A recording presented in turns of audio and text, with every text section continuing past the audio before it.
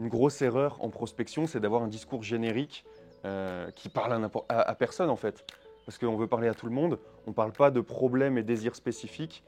Du coup, ben, le discours ne marche pas. Donc maintenant, on va reprendre ce que je vous ai envoyé, la formation là, sur Notion. Déjà, qui a eu le temps de la regarder? Ok. Qui n'a pas eu le temps de la regarder? Ok. Les mauvais élèves. Mais vous avez de la chance parce que du coup, on va... euh, Allez, on va la regarder en x4. Non, du coup, on va faire un petit récapitulatif sur vraiment, ok, c'est quoi les points clés vraiment à retenir de la formation pour garder l'essentiel. Et après, je vous inviterai à le regarder. Donc, là, pour la prospection, comme on peut le voir, il y a 3 grosses étapes. La première étape, c'est vraiment la partie ciblage. Donc, qui on va prospecter? Comme je vous le disais avant, il ne s'agit pas d'aller prospecter la terre entière.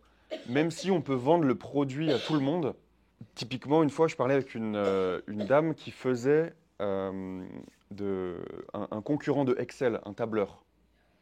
Donc, en soi, un tableur, tout le monde s'en sert. La cible, ça pourrait être tout le monde.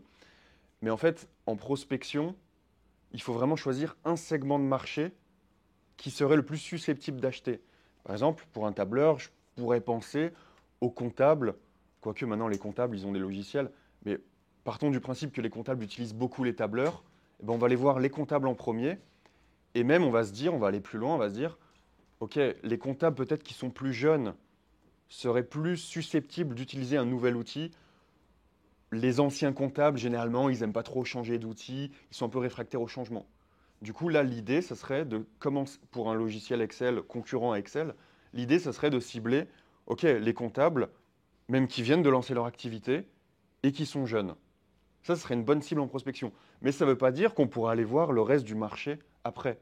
Sauf qu'en prospection, le temps est limité et il faut vraiment cibler, cibler, cibler au début et choisir des cibles où on se dit, OK, il y aura un résultat rapide. Parce qu'on peut vite perdre du temps en prospection. Donc première étape, cibler. Deuxième étape, créer des listes qui reflètent le ciblage qu'on a vu juste avant. Et ensuite, appeler ces personnes. Donc nous, en B2B, cette formation à la base, elle est pensée pour le B2B, mais en soi, les 2 premières étapes, surtout la première, elle s'applique aussi au B2C. La deuxième, on pourra voir qu'il y aura elle peut aussi s'appliquer. Après, la troisième en B2C, vous n'avez pas le droit de contacter par téléphone sans consentement, mais du coup, ça sera des messages sur les réseaux sociaux ou des publicités, etc. Donc ça, c'est vraiment les 3 étapes de la prospection. Donc, comme on en a parlé, comme je vous l'ai dit juste avant, pour monter notre boîte avec mon associé, on a utilisé ces 3 stratégies. La stratégie Warm au début avec Ahmed pour avoir des résultats rapides. Voilà, on lui a fait une base de données, il nous a fait un témoignage vidéo. On allait voir notre réseau. Franchement, le réseau, il est limité, certes, en termes de volume, mais allez vraiment voir votre réseau au tout début. Parce que bah, y a des opportunités dans votre réseau, des anciens de vos écoles, des anciens collègues, etc. Ensuite, partenariat stratégique. Donc les partenariats, comme je vous le disais, nous on l'a mis en place dans un second temps en fait, on prospecte les partenaires une seule fois et ça nous génère du lead tout au long de l'année. Et c'est du lead d'ailleurs qui close très facilement parce qu'il y a la confiance, il y a un tiers de confiance qui est le partenaire. Et du coup, il y a beaucoup plus de confiance et beaucoup plus facile de closer un deal quand c'est un partenaire qui t'envoie l'opportunité. Et ensuite, même il y aurait une étape intermédiaire qui pourrait même arriver dès le début. On n'a pas parlé ici, mais l'étape de l'interview. L'interview, on peut interviewer des personnes de son réseau, on peut interviewer des partenaires et on peut interviewer des personnes qui ne nous connaissent pas. Les interviews, franchement, je le répète encore une fois, c'est vraiment ultra, ultra puissant, vraiment à faire. Et d'ailleurs, on donne, dans l'étape 3, on donne une trame d'interview que vous pouvez réutiliser pour poser les bonnes questions, parce qu'effectivement, il y a des bonnes questions à poser aussi dans un interview.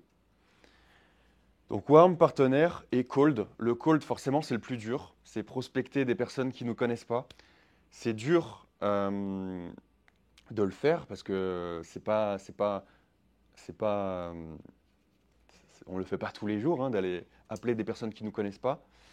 Mais c'est loin d'être impossible. En fait, c'est juste dur mentalement, mais en soi, techniquement, c'est pas compliqué de prendre son téléphone et d'appeler. Pour vous donner une idée, on a recruté 2 alternants en décembre. Ils n'avaient jamais décroché leur téléphone, ils partaient de zéro en prospection. Et là, aujourd'hui, un mois après, ils génèrent entre 3 et 7 rendez-vous par jour pour nos clients. Donc franchement, il y a une montée en compétences ultra rapide, mais il faut juste y aller, quoi. Il faut juste y aller. Et ce que je recommande d'ailleurs, c'est de vous regrouper dans une salle ou de le faire à plusieurs. Et d'éviter, surtout au début, de faire des appels à froid tout seul dans son coin. Une bonne énergie de groupe, franchement, ça aide vraiment beaucoup. Et c'est quoi le type de profil que vous avez privilégié pour les alternants? Quelle école? Rocket School. Ah bah voilà, je pose la question. Ouais. Je suis un ancien de la Rocket. Et la Rocket, c'est vraiment très bien. Petite pub pour la Rocket. C'est vraiment très bien parce que c'est du concret. Il y a un bootcamp de 3 mois au début. Là, on te met vraiment dans le bain, on te fait bosser sur des cas concrets, on te fait utiliser les outils. Et ensuite, bah, tu as 1 an d'alternance, ou 2 si tu es en master. Et que ce soit pour le côté growth, hacker et business developer, ouais, pour moi, c'est les meilleurs profils commerciaux en prospection qui sortent parce qu'ils sont formés aux nouveaux outils. Et du coup, les profils que vous avez pris sont en master 1 ou master 2? Alors, il y en a un en master 1. Bah, enfin, les deux sont en master 1 d'ailleurs. Les deux BizDev sont en master. Non, attends. Non, non, non, non. Marie, c'est vrai qu'elle est en master 2. Ouais. Kevin en master 1. Et Tom, l'alternant growth, il est en bachelor. Ok. Parce que j'ai bossé à Recom, il y avait pas mal de Ah ouais. rocketeurs. Ah oui, ouais, ouais, ouais, ouais. Ouais, mais j'avais un peu des doutes là-dessus sur certains profils. Mais Ouais. ouais, il y a certaines personnes qui ont recruté un peu comme vous, qui m'ont dit du bien, donc à voir quoi. Après, c'est comme dans toutes les écoles, hein. Il y a des bons profils et des mauvais profils. Ouais, c'est clair. Ouais, ça, c'est clair et net. Il n'y a pas que des bons profils à la Roquette, hein. Mais il y a. Faut faire un entretien. Ouais, c'est ça. Donc, on a vu les 3 stratégies possibles en prospection. Ensuite, priorise la qualité. Comme on le disait, l'idée, c'est pas de partir dans tous les sens, de pas contacter toute la Terre et d'avoir un canal d'acquisition, un canal pour contacter les prospects qui soit quali et qui apporte du résultat. Donc c'est pour ça qu'on propose la stratégie du ciblage chirurgical plus téléphone. Alors, le ciblage chirurgical, qu'est-ce que c'est? On va revoir rapidement dessus, mais c'est quand même hyper important de bien comprendre ce que c'est le ciblage chirurgical. Donc déjà, une cible, qu'est-ce que c'est? C'est un type d'entreprise, l'ICP, l'Ideal Customer Profile, et un type de personne, le persona, qui est dans cette entreprise. Typiquement, un responsable communication, donc persona, dans une TPE ou une PME de 10 à 50 salariés. Donc ça, c'est une cible.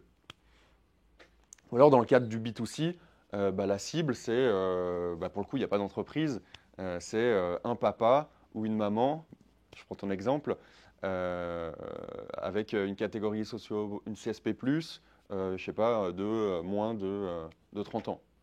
Donc ça, c'est le persona. Donc il faut vraiment choisir une cible. Et comme on le disait, l'idée, c'est vraiment de choisir une cible précise. Je vois beaucoup d'entreprises qui se disent, OK, on va parler, donc on va prendre l'exemple de la formation, une agence de création de contenu vidéo. En soi, elle pourrait créer des vidéos pour n'importe qui. Créer des vidéos, tout le monde a besoin de vidéos. Mais en fait, non. Donc déjà, l'entreprise a choisi de viser le secteur de l'agroalimentaire. Sauf que dans le secteur de l'agroalimentaire, il y a plein de sous-catégories. Il y a les marques, il y a les restaurations et la distribution. Et dans ces sous-catégories, il y a aussi des sous-sous-catégories. Et en fait, par exemple, si on cible les petites épiceries, c'est hyper important de commencer par les petites épiceries, ensuite faire la grande distribution, ensuite la gastronomie, etc. Pourquoi c'est important? Parce que la base de données changera et le discours changera. Et le truc, c'est que si on a une base de données de toute l'agroalimentaire en France, eh ben en fait, le discours, ça sera le même pour tout le monde. Et ça, c'est une grosse erreur en prospection, c'est d'avoir un discours générique qui parle à personne, en fait. parce qu'on veut parler à tout le monde, on ne parle pas de problèmes et désirs spécifiques, du coup, ben, le discours ne marche pas. Et justement, comment on fait pour... parce qu'on veut tester aussi une cible, donc Ouais. on va les appeler, et du coup on a fait notre liste de contacts et tout ça, on a travaillé notre pitch, mais si on se dit peut-être qu'en fait il y a une autre cible qui serait plus intéressée par notre offre, est-ce qu'on teste des petits bouts comme ça, ou est-ce qu'on se concentre sur une cible particulière? Non, l'idéal, en vrai, c'est de tester sur 100 personnes, une cible, 100 personnes, et ensuite tu passes à une autre cible. Parce que, j'ai une question de volume. C'est vrai que si tu te bases que sur l'avis de 5 ou 10 personnes, enfin, quoique 100 personnes, c'est peut-être beaucoup, mais 100 numéros composés, par exemple, sur 100 numéros composés, tu auras peut-être 10 à 20 conversations. Et là, tu peux avoir un avis sur la cible. Mais si tu n'as qu'une seule personne au téléphone, là, clairement. Mais vaut mieux faire cible par cible. Les épiceries en premier, ensuite la grande distribution, etc. Donc voilà, qualité supérieure à quantité. Donc, comme je vous le disais tout à l'heure, une agence de création vidéo, donc elle ne va pas aller sur tous les marchés, typiquement.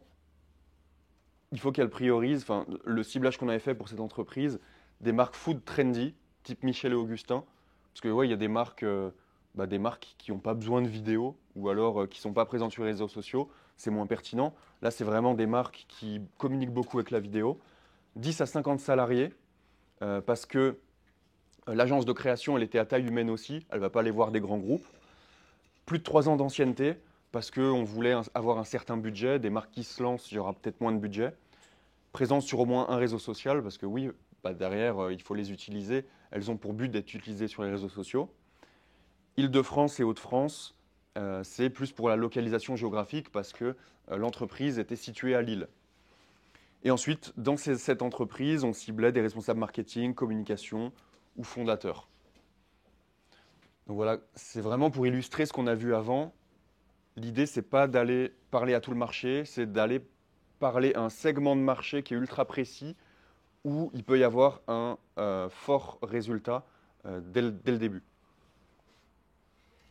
Et forcément, quand on fait un ciblage comme ça, on a un discours ultra précis. Le pitch téléphonique ou le message de prospection, du coup, il est beaucoup plus précis. Là, au lieu de dire bonjour, je vends des vidéos auprès des professionnels de la food, est-ce que vous êtes intéressé?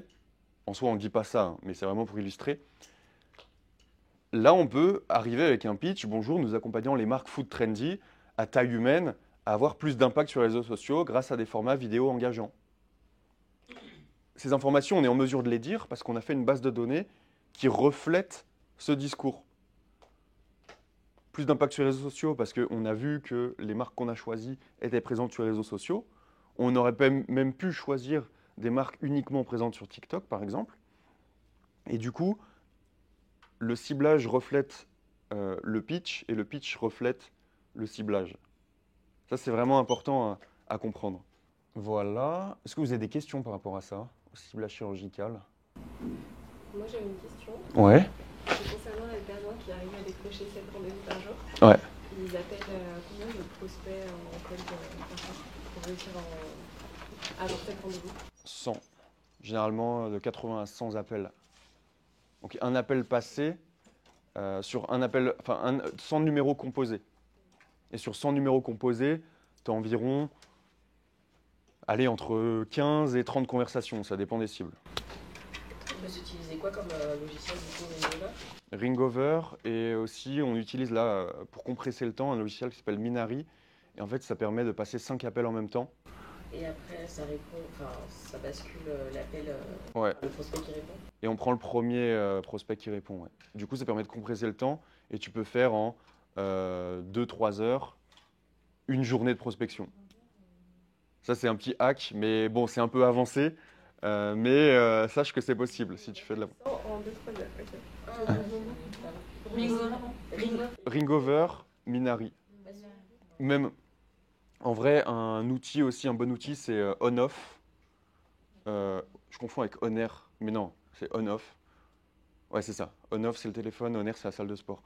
Donc ouais, on-off, c'est pas mal aussi. C'est 30 euros par mois, on-off. Ça permet d'enregistrer les appels. Ringover, je crois que c'est... bah, il y a différentes licences, mais nous, on paye 60. Et par contre, Minari, qui permet d'appeler 5 personnes à la fois, là, on est sur 240 euros par mois. Donc c'est un peu plus cher. Mais le temps que ça te fait gagner, tu le récupères. C'est ça qui est bien. En fait, je suis dans cette phase où je suis en train de me dire j'ai besoin d'un CRM puissant où ça pop, etc. Mais c'est cher en fait quand tu es une petite boîte.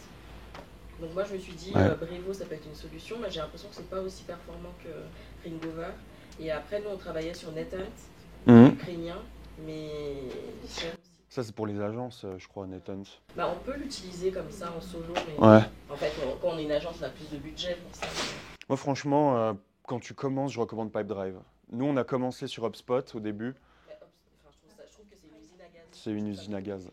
Ouais, trop compliqué, il y a trop de trucs, c'est trop. Et du coup on est passé sur Pipedrive. Tu as un plan à 14 euros ou 19, je sais plus. Sinon, donc ça permet de commencer. Nous, on a pris celui à 34 parce que quand on envoie des mails, on peut traquer et savoir les ouvertures et les clics sur les liens. Ça, c'est bien pour savoir si le prospect est intéressé. Moi, j'utilise Strike pour ça, du coup. En plus, c'est plugué à Gmail. Ok, ça marche. Ça marche aussi. Ouais. Je regarderai. Nickel. Ok.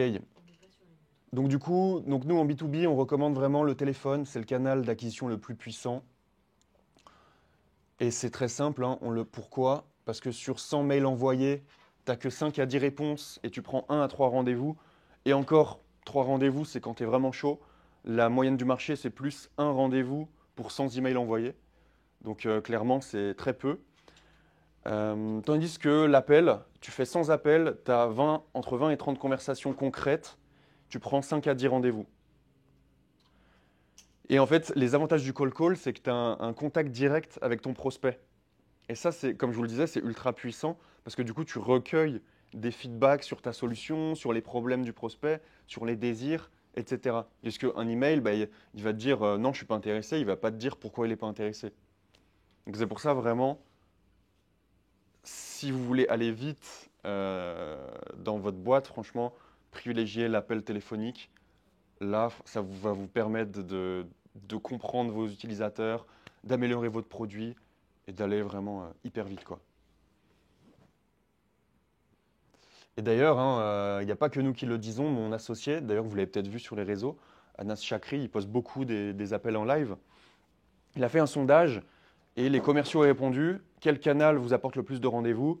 LinkedIn 17%, call 74%, email 9%, vidéo 0%. Donc clairement, il n'y a pas photo. Faites du call. Une question. Ouais. Sur les logiciels, les contacts, c'est nous on doit les rentrer ou on peut les avoir directement dedans? Alors sur les CRM, sur Pipedrive, tout ça. Donc en gros, là du coup ce qu'on va voir juste après ça, c'est comment créer ta base de contacts sur un Google Sheet, donc sur un Excel. Donc toi tu as un Excel, tu as un Google Sheet, et ensuite toi tu les importes dans ton logiciel de prospection, Pipedrive, etc. Mais il faut d'abord au préalable préparer sa base de données. Bah oui, parce que chaque entrepreneur a une base de données différente. Parce que tu vends un produit différent qu'un autre entrepreneur. Donc ouais. Dans votre société, vous vendez ces bases de données? Ouais. Nous, on vend de la base de données et on vend aussi de la prospection sur les bases de données. Et d'ailleurs aussi un truc que je vous recommande, une erreur à éviter, qu'on a vu des entrepreneurs qui voulaient faire ça, c'est déléguer tout de suite la prospection. Et les entrepreneurs n'ont pas envie, souvent par peur, de faire la prospection. Mais ça, c'est une grave erreur parce que du coup, tu ne recueilles pas les feedbacks sur ton marché, tu n'améliores pas ton produit, tu ne parles pas à ton client. Donc au début, vraiment, faites-le, parlez à vos clients, prospectez-vous et ensuite, une fois que vous savez faire, vous pourrez déléguer parce que le mec à qui vous allez déléguer, il ne va pas mieux connaître que vous votre marché. Et du coup, vous allez devoir lui donner un pitch, lui donner une base de données, sauf que vous n'avez pas fait le travail de compréhension en amont. Du coup, il va faire de la prospection sur des bases qui sont pas solides. Donc du coup, il y a peu de chances que ça marche. Ouais. Donc, une fois qu'on a vu ciblage chirurgical, donc bien cibler ses prospects, plus prendre son téléphone, là maintenant, il va s'agir de créer sa cible, quoi, son ICP, son persona. Et ça, pour le coup, donc, on peut reprendre l'exemple de tout à l'heure, on peut se dire, bon, on va cibler tout l'agroalimentaire. Mais non, en fait, comment on choisit d'aller plutôt vers les épiceries que l'agroalimentaire? Donc là, en fait, il y a plusieurs méthodes. L'idée, c'est de regarder déjà de par son expérience. Typiquement, on parlait tout à l'heure ensemble, tu me disais, c'était des jeunes parents plutôt CSP+. Donc voilà, tu vois, par ton expérience, tu as un avis déjà sur ta cible. Donc l'expérience, premièrement. Deuxièmement, si vous avez déjà eu des clients et que du coup, vous pouvez voir avec qui ça s'est bien passé et avec qui ça s'est mal passé. Et du coup, les personnes avec qui ça s'est bien passé, on va essayer de trouver des clients similaires. Donc ça peut être des très bonnes cibles. Comme on le parlait tout à l'heure avec Manitou, par exemple, l'entreprise de tracteurs.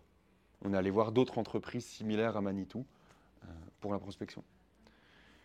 En troisième lieu, on peut demander à ChatGPT. Si vous n'arrivez pas à avoir un avis clair, vous avez envie d'avoir plus d'avis sur votre cible, vous pouvez demander à ChatGPT.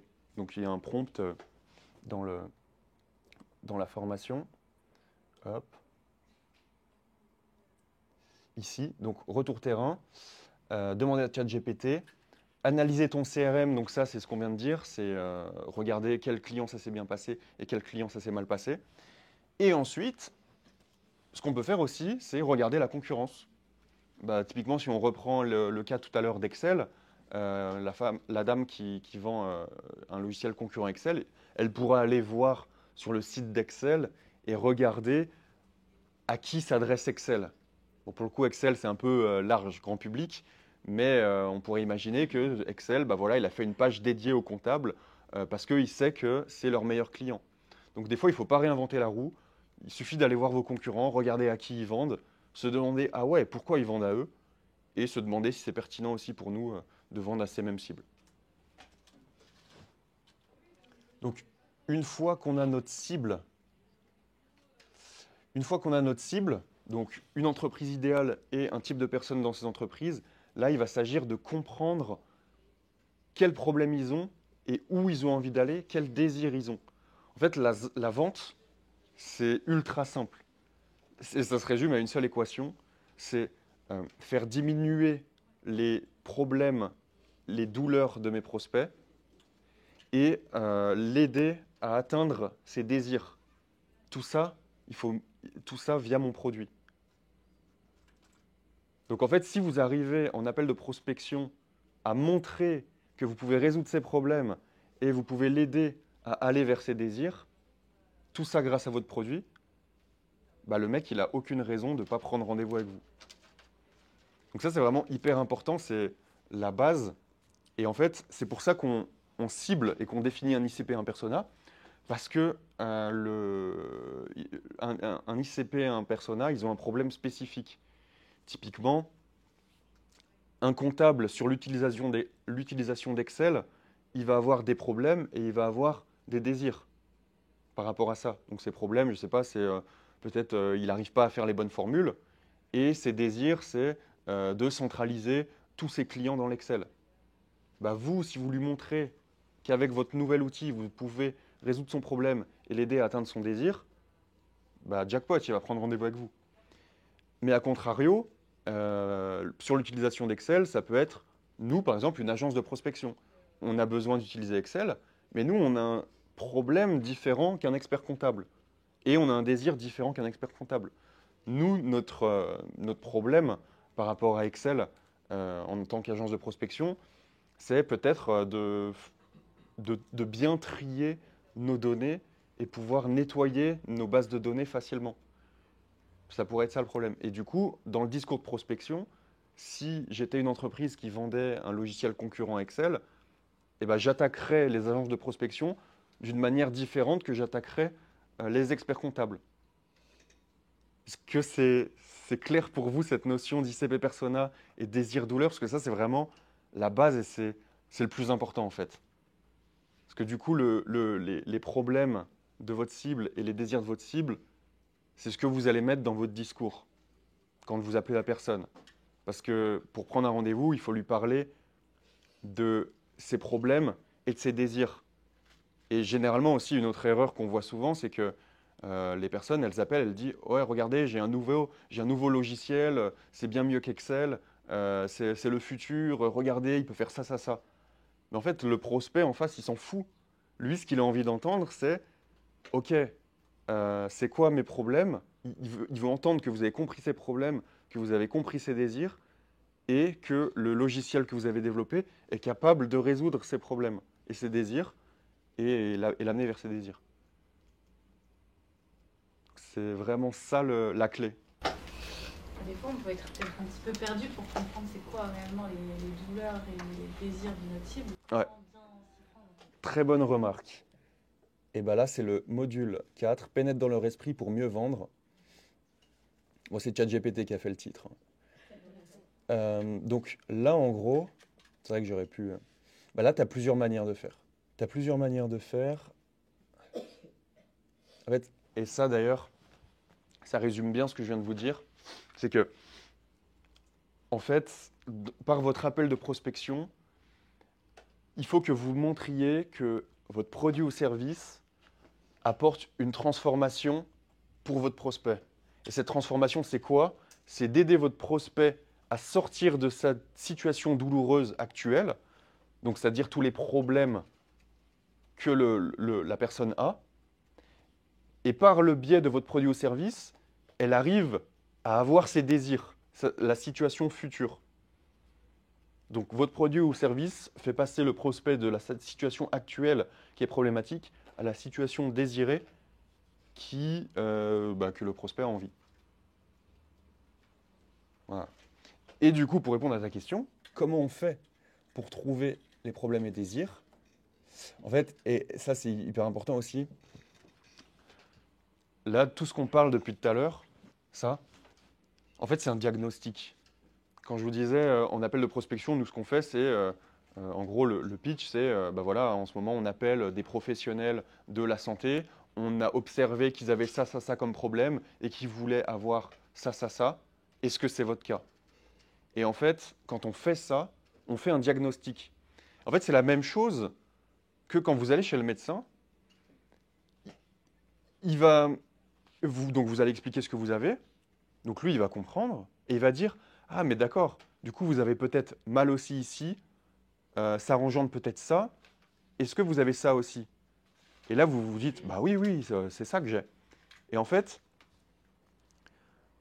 il a compris vos problèmes, et du fait que le médecin a compris vos problèmes, vous allez lui faire confiance pour qu'il vous donne la solution, le remède. Donc c'est-à-dire que si vous faites le bon diagnostic à vos prospects, si vous lui montrez que vous avez compris ses problèmes et ses désirs, mais en fait, il va vous faire confiance pour l'aider à résoudre ses problèmes et l'atteindre à ses désirs. Parce qu'il a votre confiance, il dit « Ok, il a compris ce que je vis, il a compris où je veux aller, je peux lui faire confiance. » Tout comme le médecin. Le médecin, il nous prescrit un médicament, qui est votre produit d'ailleurs, qui est votre solution, c'est le médicament au problème de votre prospect, bah, vous lui faites confiance. Parce qu'il a compris, votre pain. Voilà. Donc du coup, comment on fait? Donc ça, comment tu fais? Par les appels. C'est pour ça, je le répète encore une fois, les appels, ça permet d'avoir un feedback direct sur les problèmes et les désirs. VS, un message LinkedIn ou alors un mail, bah, on n'a pas tous ces feedbacks précieux. Donc ça, c'est hyper important. Donc tu peux... Alors, je finis juste, et après on prend la question. Donc ouais, tu peux appeler tes prospects directement et leur proposer un interview.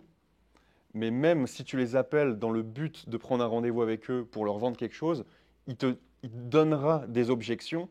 Et ces objections, en fait, c'est ses problèmes et ses désirs. Donc en fait, toute interaction que tu as avec tes potentiels prospects te servira à construire un meilleur discours derrière. Ça, c'est hyper important. Et si tu as déjà eu aussi des clients, en leur demandant un témoignage, en fait, les questions du témoignage, c'est OK, c'était quoi tes problèmes et c'était quoi tes désirs? Grosso modo, c'est ça. Et du coup, tu récoltes encore plus de feedback en demandant à tes clients actuels. Sur le site internet de tes concurrents aussi. Tu peux regarder sur le site de tes concurrents et lui, bah, il a déjà fait tout ce travail et si par exemple les experts comptables, il va utiliser les bons mots. Il va dire OK, vous avez ça, ça, ça comme problème, vous avez ça, ça, ça comme désir. Et là, du coup, tu peux recueillir plein d'informations précieuses sur les problèmes et désirs. Et après, il y a ChatGPT. Et ça marche très bien d'ailleurs, ChatGPT. Après, il peut y avoir beaucoup d'infos et c'est pour ça, je recommande au début faire un travail minimal là-dessus parce que ne pas trop se prendre la tête et d'affiner au fur et à mesure. En fait, vous verrez qu'au fur et à mesure qu'il y aura de plus en plus de conversations avec les prospects, et ben en fait, ça va devenir de plus en plus clair dans votre esprit. Mais au début, c'est normal, ça sera compliqué, vous n'allez pas trop comprendre, mais au fur et à mesure, vous allez vous dire, ah ouais, ok, c'est ça. Et du coup, vous allez vous dire, ok, c'est ça, et c'est ça qu'il faut que je mette dans mes appels de prospection. Parce qu'un appel de prospection, c'est très court, et il faut être ultra impactant. Et pour être ultra impactant, il faut avoir compris à qui on parle, donc les problèmes et les désirs. Est-ce que c'est bon pour cette partie, cible ton prospect idéal et connais-le par cœur? Oui. Ah oui, la question, désolé. J'avais une question. Ouais. Par exemple, si rapidement ils me disent non dès le début de l'appel, Ouais. nous ne sommes pas intéressés, Ouais. comment est-ce que je peux faire pour le faire passer en interview? Comprendre pourquoi est-ce que du coup ils ne veulent pas changer, qu'est-ce qui les satisfait dans la solution pour essayer d'avoir des informations. Comment je fais pour switcher en interview? Alors, s'ils sont ouverts, bien sûr. Ce que je te recommande, c'est soit tu fais un appel pour prendre un interview, soit tu fais un appel pour vendre. Parce que s'il te dit non une première fois, ouais, du coup, on peut faire un interview. Non, mais des informations sur pourquoi est-ce que ça les... Ah, ok. Donc ça, ok. Donc oui, il veut pas prendre un rendez-vous avec toi. Oui, et moi j'aimerais savoir pourquoi est-ce que du coup ils veulent pas pourquoi est-ce qu'ils sont satisfaits de leur prestataire actuel et pourquoi est-ce que du coup, qu'est-ce qui les satisfait? Essayer d'avoir les bonnes informations pour essayer de... Ok. Donc en gros, faire une mini-interview pour recueillir des informations, même si le mec ne voulait pas prendre une grosse interview. Ok.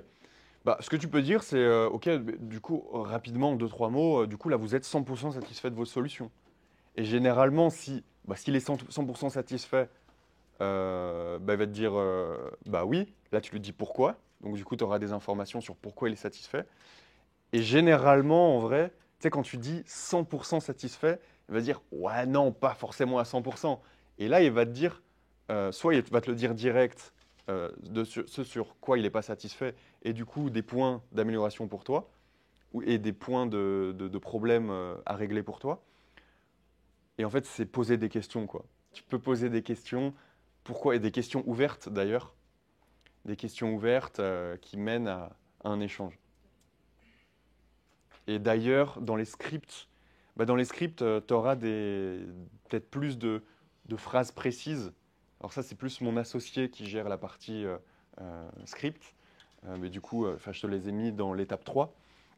Mais ouais, poser des questions et ouais, essayer de comprendre. Ok. C'est quoi vos challenges, c'est quoi vos enjeux. Nickel.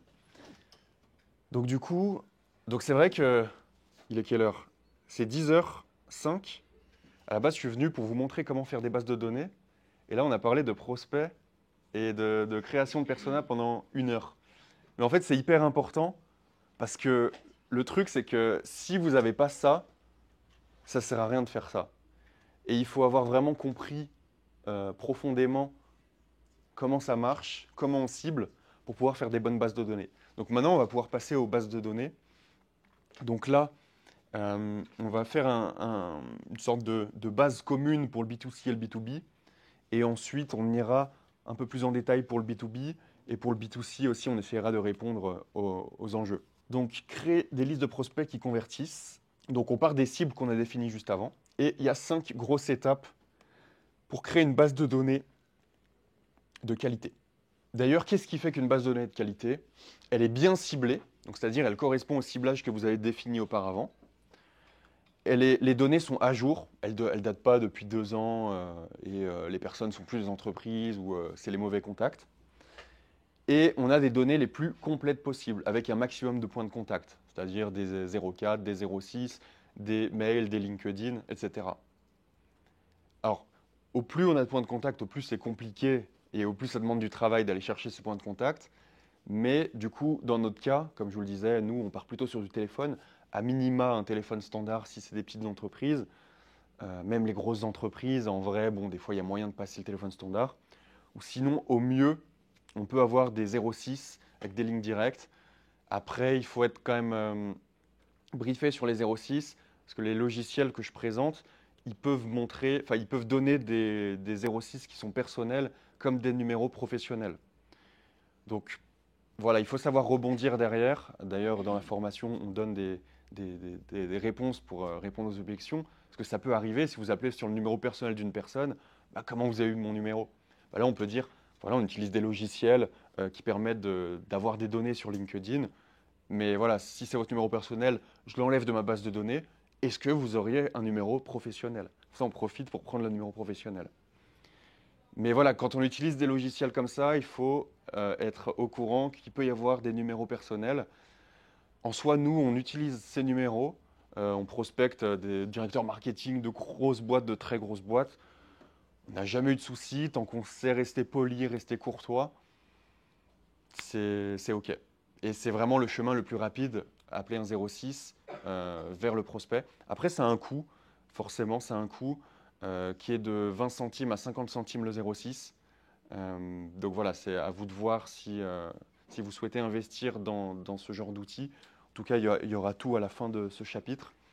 Mais sachez que ouais, c'est quand même un cheat code dans la prospection d'appeler sur des lignes directes. Tu avais une question? Est-ce que de passer par ce genre de logiciel, ça évite j'ai eu le cas comme ça, un client qui faisait de la prospection en code Ouais. et en fait, il avait pris une nouvelle ligne. Plus, je sais pas, chez Orange. Ouais. Le fait que en fait, ces commerciaux, ils attaquaient direct, ils appelaient, il est passé en spam. Comment en fait contrer ça? Est-ce que l'utilisation de ce genre de logiciel, ça nous évite ça? Ou comment en fait Enfin, j'ai peur de ça en fait, d'avoir un appel indésirable sur le téléphone, ça casse un petit peu le... Ouais, clairement. Ça nous est déjà arrivé d'ailleurs, avec des lignes ring-over d'ailleurs. Et si c'est ring-over ou on-off, enfin, en fait, généralement, la personne qu'on appelle nous dit « Ah, mais là, vous êtes numéro blacklisté, comment ça se fait et tout ?» On ne s'en rend pas compte forcément de nous-mêmes parce qu'on ne teste pas. Et en plus, c'est sur Android, sur iPhone, on ne peut pas voir ça. Donc du coup, ce qu'on fait, c'est que nous, on demande à ring-over de changer de numéro de téléphone. Donc ils le font gratuitement. Après, oui, si tu appelles de ton numéro personnel et que du coup, ton numéro se retrouve blacklisté, c'est pas ouf. Moi, ce que je recommande, en fait, ça arrivera si tu appelles des 100, 200 personnes par jour, ça peut arriver. Alors, je ne sais pas exactement comment ça marche, ils ont des algorithmes pour détecter ça, mais du coup, seule solution, il faut changer de numéro de téléphone. Donc, c'est pour ça, peut-être, après, si tu passes 10, 20 appels par jour, il n'y a pas de souci. Hein. Oui, il faut en passer vraiment beaucoup. Si tu en passes beaucoup, ouais, il peut y avoir ce genre de souci. Après, si tu veux aussi prospecter avec un autre numéro de téléphone, alors sur on-off, tu as on-off business, où là, c'est entre 15 et 30 euros le numéro de téléphone. Ça te permet d'enregistrer les conversations. Ça, c'est pas mal. Ou sinon, tu as le on-off pour particulier. Je crois que tu peux avoir un numéro de téléphone à 4 euros par mois. C'est une application que tu mets sur ton téléphone. Et pour 4 euros par mois, tu as un second numéro. Tu appelles directement depuis l'application. Ça t'évite d'appeler avec ton numéro personnel. Voilà. OK. Donc, les 5 étapes pour créer la base de données. Choisir ta cible, donc on l'a fait juste avant. Cibler, OK, donc une fois qu'on a la cible, où est-ce que la cible se trouve? Donc là, il peut y avoir plein de plateformes possibles. En B2C, ça peut être Instagram, ça peut être LinkedIn, ça peut être groupe Facebook, etc. En B2B, ça peut être sur LinkedIn, ça peut être sur des annuaires, ça peut être à plein d'endroits différents. Donc, cibler les bonnes plateformes. Ensuite, extraire les données de la plateforme. Donc, OK, on a visuellement les données.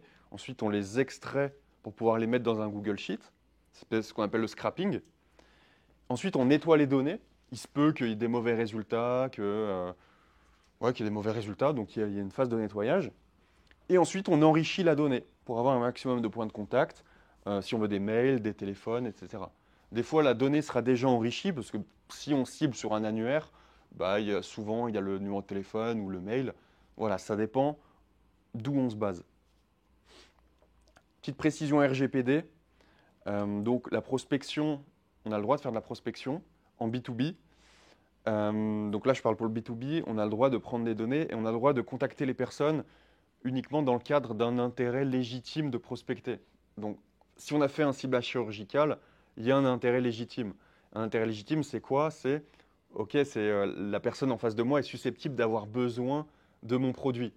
On ne va pas aller vendre, je sais pas, un logiciel comptable à un commercial. Là, ce n'est pas un intérêt légitime. Enfin, on le dérange. Mais si on cible les bonnes personnes et qu'on peut lui apporter de la valeur et qu'il peut avoir besoin de notre solution, là, c'est un intérêt légitime.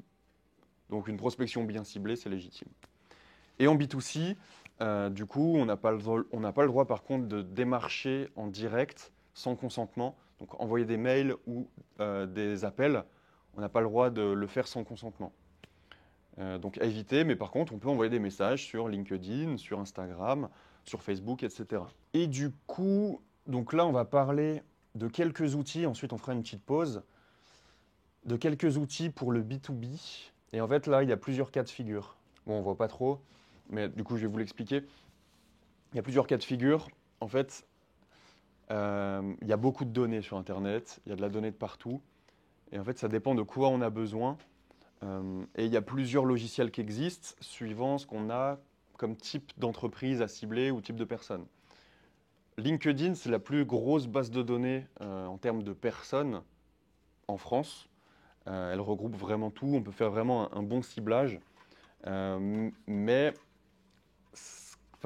scraper LinkedIn, prendre la donnée de LinkedIn, c'est un peu technique. Je ne recommande pas forcément si vous êtes débutant et que vous n'avez pas envie de vous embêter, mais c'est quand même une bonne base de données à prendre en compte. Après, rien ne vous empêche, sans avoir à scraper ou faire un truc à grosse échelle, rien ne vous empêche d'aller faire à la main, faire des petites recherches comme ça pour trouver les bonnes personnes et envoyer des messages ou alors trouver des numéros de téléphone via LinkedIn. Donc on a LinkedIn, on a tout ce qui est données légales. Ouais. Alors, il y a une petite extension, alors je ne peux pas la montrer ici. Donc en gros, tout le monde sait ce que c'est, une extension Chrome. Donc en gros, c'est une extension Chrome. Donc je vais vous parler de Zelic parce que c'est la moins chère. Tu l'installes sur ton Chrome, tu vas sur LinkedIn. Par exemple, je vais sur ton profil LinkedIn et j'active l'extension et je lui dis cherche-moi le numéro de téléphone de cette personne. Et dans 60-70% des cas, on trouve ce numéro de téléphone. Mais quand comme je le disais juste avant, il se peut que ce soit le numéro personnel ou professionnel. Et ces numéros de téléphone, ils viennent d'où? C'est bien de le savoir. Ils viennent de numéros de téléphone que vous avez laissés sur la toile. Si vous avez un site personnel, si vous avez mis dans votre description LinkedIn votre 06, sur Facebook si vous l'avez mis, eux, ils sont en mesure de le prendre et d'aspirer la donnée. Ça vient aussi, ça c'est un peu plus dark, ça vient aussi de bases de données qu'on fuité, la base de données LinkedIn, la base de données Facebook. C'est pour ça qu'il y a des numéros personnels. Ça vient de ça. Ce qu'ils font aussi, c'est qu'ils prennent les banques de CV, les CV, et en fait, ces filous, ils arrivent à retrouver les numéros de téléphone qui sont sur les CV. Du coup, ils arrivent à associer un profil LinkedIn à une personne, un 06 sur les CV, et aussi, ces filous aussi, donc quand je dis ces filous, donc c'est les entreprises qui vendent ces datas, l'été, quand tout le monde est en vacances, et que vous avez mis des répondeurs automatiques, eux, ils envoient des messages à toute la France, des mails, vous avez programmé un retour de mail automatique. En fait, ce qu'ils font, c'est qu'ils prennent la description du mail, et il y a votre 06 dedans. Du coup, c'est comme ça qu'ils arrivent à avoir ces 06, et eux revendent le 06 sur leur plateforme. Donc c'est environ 20 centimes. C'est zone grise. C'est zone grise, ouais. T'as une question? Il n'y a rien qui provient de fuite de données? De fuite de données? Ouais. Si, certains ils utilisent des fuites de données. Ouais. Ouais. C'est pour ça que des fois tu tombes sur des numéros personnels. Donc c'est une zone grise. C'est une zone grise. Nous, on n'a jamais eu de souci avec ça. On peut l'acheter. soi-disant RGPD compliant ou aligned, je sais pas. Enfin, c'est une zone grise. Faut quand même être aware de ça, comment on dit aware? Conscient. Merci. Il faut être conscient de ça. Mais voilà, nous, on utilise ces numéros tous les jours, il n'y a jamais eu de souci. Voilà, il suffit d'être courtois, d'être poli au téléphone. Ben voilà, désolé, on utilise ce genre de logiciel, d'être transparent. Et ça passe. Donc voilà, et ça, on peut le faire à la main sans avoir à scraper tout ça. Et on peut aller chercher, avec les bonnes recherches sur LinkedIn, aller chercher des 06 ou des mails. Donc LinkedIn, on a aussi tout ce qui est Google. Google, c'est une énorme base de données d'entreprise. Si on cherche tous les boulangers en France, tous les boulangers, ils ont une page Google. Donc ça, on peut scraper. Du coup, avoir le numéro de téléphone au passage. Donc ça, c'est plutôt pour les petites entreprises, les petites boutiques, tout ça, on peut scraper Google, parce qu'ils ne sont pas forcément sur LinkedIn. Ouais. Ça veut dire quoi, scraper? Scraper, c'est extraire la donnée. C'est-à-dire, Manuellement, un par un? non, via des outils. Typiquement, en 3 clics, enfin, tu vois, quand tu mets boulangerie Vèze, tu tombes sur les boulangeries qu'il y a à Vèze. Ben, en 3 clics, tu peux avoir la liste dans un Google Sheet de toutes les boulangeries sur Lyon, même en Rhône-Alpes ou en France, toutes les boulangeries de France dans un CSV. Et ça t'évite de copier-coller les informations à la main. Voilà. Ça, donc du coup, c'est scrap.io. Il est présenté d'ailleurs dans la formation. Donc pour les petites entreprises, c'est bien de passer comme ça. Après, on a un autre logiciel qui s'appelle Faro. Et lui, j'utilise le recommandé dans 90% du temps. En vrai, même pour les petites entreprises, c'est bien. Parce qu'en fait, lui, il regroupe vraiment toute la donnée. La donnée LinkedIn, la donnée Google, la donnée légale, tout ce qui est code NAF, convention collective, etc. Et en fait, Faro, il vous permet de faire une base de données assez complète, de manière très facile, et juste à cliquer sur quelques filtres. Donc pareil, j'ai une formation beaucoup plus complète dans la formation. Mais en tout cas, voilà, Faro. Alors j'aurais bien aimé le montrer. Au pire, on peut mettre la vidéo ici. On va faire une petite pause, hein, j'entends bailler. Hop. Ah, bah ouais. On peut fermer. Hop. Faro que tu es. Ah, Faro là. Ok, pardon. Ouais. Donc ça, c'est vraiment le logiciel tout en un. Ensuite, on a LinkedIn, comme on l'a dit. Ah oui, ça, je ne l'ai pas précisé. Les annuaires et bases spécifiques. Ça peut être intéressant aussi. Typiquement, des fois, on a eu à cibler tous les mini-golfs de France. Mais en fait, il y avait un annuaire de tous les mini-golfs de France. Donc des fois, ça peut être pertinent de mettre sur Google annuaire mini-golf de France, ordre des médecins, registre des experts comptables. Et des fois, il y a des annuaires où en fait, il y a nom, prénom, entreprise, email, numéro de téléphone. Et du coup, toute la data est là. Et du coup, on utilise un petit logiciel pour scraper, donc pour extraire cette donnée et en faire un fichier CSV. Et derrière, qu'on peut importer dans un CRM et qu'on peut exploiter. Donc en fait, l'idée avec la data, c'est de ne pas faire tout ce travail à la main. Et moi, ce que je voulais vous montrer aujourd'hui, et ce que je voulais qu'on fasse ensemble, c'est d'arriver à scraper, extraire de la donnée en masse, que vous n'ayez pas à faire des copier-coller, et vous montrer comment on peut arriver à trouver votre cible sur Internet, faire une base de données rapidement, pour que derrière, vous puissiez faire le truc à plus haute valeur ajoutée, c'est-à-dire appeler les personnes et prendre de l'info. L'idéal, ce serait ça, que chacun ait au moins un fichier avec une petite base. Et d'ailleurs, en fait, il y a des... Si vous avez un peu de budget, du coup, vous pourrez prendre les versions payantes de tous ces outils. Enfin, pas tous, mais ceux que vous avez besoin. Sinon, en fait, pour chaque outil, il y a une version gratuite. Donc, Faro, déjà, on peut avoir 100 prospects gratuits. Sur LinkedIn, il y a 1 mois gratuit. Les annuaires et bases spécifiques, c'est présent sur le web, donc c'est à volonté. Et Scrap.io, on peut extraire 50 personnes. 50 personnes. Et après, même, si vous voulez vraiment pas payer, vous faites du multi-compte, vous créez plusieurs comptes. Et voilà, 50 plus 50 plus 50, 100 plus 100 plus 100. Et voilà, c'est c'est le petit hack. Je voulais Ouais. juste faire parler des annuaires. Ouais. Moi, j'ai voulu le faire notamment sur les sages-femmes. Ouais. Et je sais plus, j'en ai parlé à quelqu'un et elle m'a dit mais surtout pas. Si jamais tu les contactes et qu'elles savent que tu as chopé leur numéro sur l'annuaire, en gros c'est écrit en bas que c'est totalement interdit de prendre les numéros et de faire du phoning ou du démarchage avec ça. Et il y a plusieurs personnes qui m'ont dit t'amuses surtout pas à faire ça parce que sinon tu vas te faire... Ok. Mais c'est faire spécifique blacklister, quoi. aux sages-femmes, tu vois. Je sais pas, mais je pense que tout ce qui est médecin et... Ouais, il y a peut-être des tout ça, secteurs... je sais pas si là c'était spécifique aux sages-femmes, mais elles m'ont dit en gros tu vas te faire cramer quoi. Ouais, je vois. C'est pas les mêmes numéros qu'on peut trouver en allant juste sur Google et en tapant sage-femme. Et bah C'est des numéros je sais pas, mais en spécifiques. gros il y en a beaucoup qui ont fait ça, a priori il y en a Ouais. beaucoup qui se sont fait démarcher par cet annuaire là. Et du coup, voilà. Mais c'est vrai qu'en bas c'est bien notifié que c'est totalement interdit d'utiliser pour le démarchage. Ok. Bah, pour le coup... Après, oui, il faut aller sur Google et voir si tu arrives à choper un numéro, mais tu vois, les professionnels de santé, c'est assez régulier que tu n'arrives pas à choper leur... Ouais, c'est peut-être un peu touchy. Peut-être plutôt les contacter du coup sur LinkedIn ou sur Insta si tu arrives à les trouver. Mais bon, effectivement, c'est vrai que là, pour le coup, si c'est vraiment mentionné, c'est un peu spécifique, les professionnels de santé. Peut-être un peu touchy. Peut-être un peu touchy. Je pense sur Google et j'ai réussi à en contacter quelques-unes en allant chercher sur Google et en leur disant, bah, voilà, je vous contacte parce que j'ai trouvé votre numéro sur Google et pas... Ouais. Après,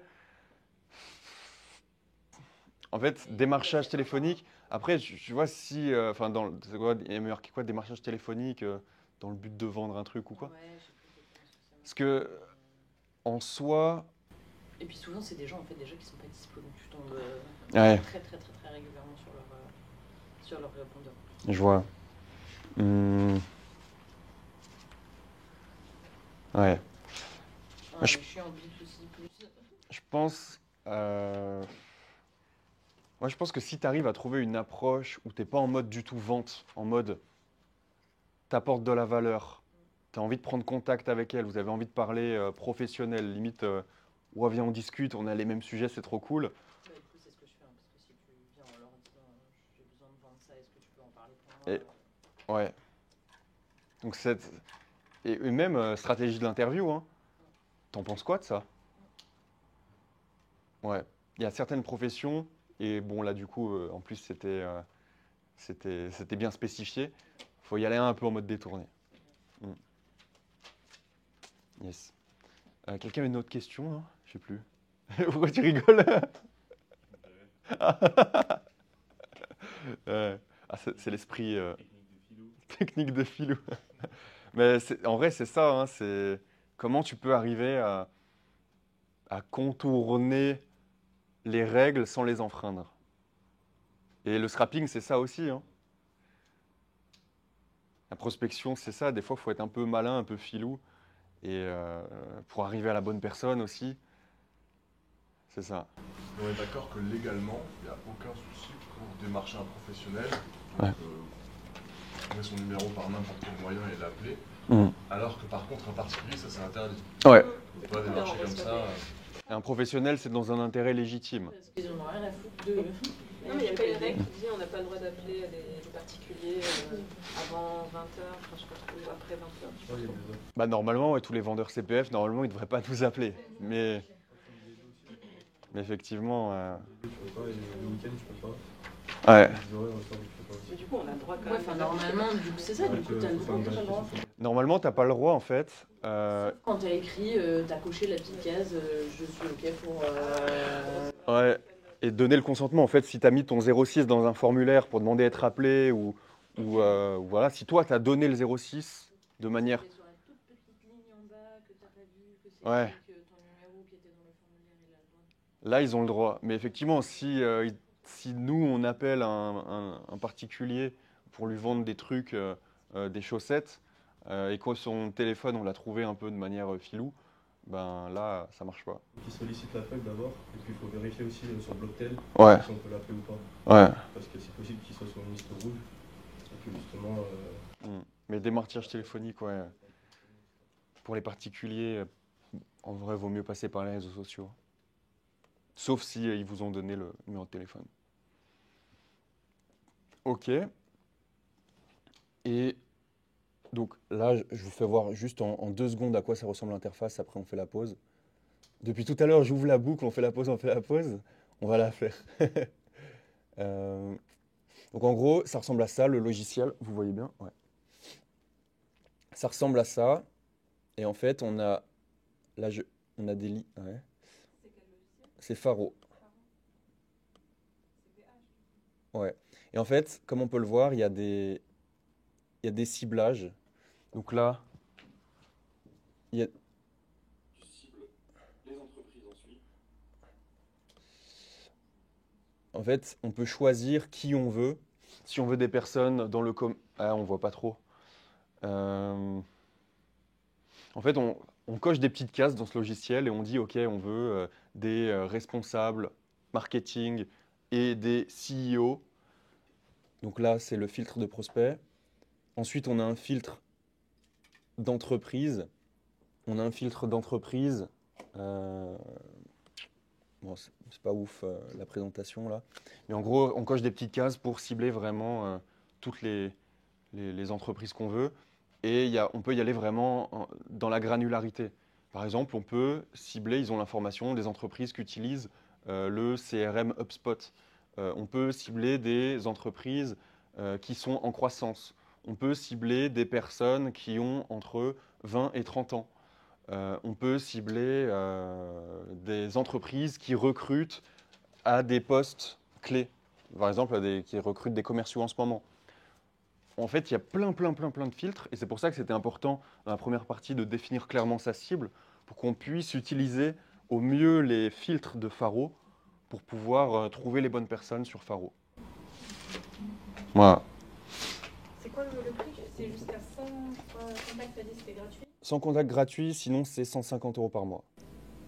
Ah ouais, ça vaut le coup de faire plusieurs comptes. Ouais. Après 150 €, tu peux sortir 2000 personnes. Ouais. Et c'est sans engagement. Mais ouais, une règle, c'est vraiment ne faites pas l'économie de la bonne data. Ça, clairement. Et même, on peut se dire, j'ai pas envie de payer un 0,6 à 20 centimes. Soit 20 centimes, c'est rien. Et ça peut vous arriver ça peut vous aider à avoir la personne en direct. Donc ça, vraiment, c'est hyper important. Après, vous allez me dire 20 centimes fois 500, ça commence à faire. Mais Après, ce qui peut être intéressant, c'est de payer un mois, de sortir toute la data, de les appeler, ces gens-là. Ouais. Au début, surtout qu'on est petit, qu'on n'a pas 20 commerciaux. Mais déjà, du compte gratuit, en vrai, déjà 100 personnes, c'est déjà pas mal. À la création du compte. Et là, du coup, ce que je vous disais, Zelic, pour avoir des 06 sur LinkedIn. Donc en fait, c'est ça, c'est vraiment une extension Chrome où il y a un petit logo, on clique dessus, on est sur le profil de la personne et on peut dire, OK, je veux le 06, ça fait une petite moulinette et il affiche le 06 dans 60-70% des cas. Et pareil pour avoir le mail.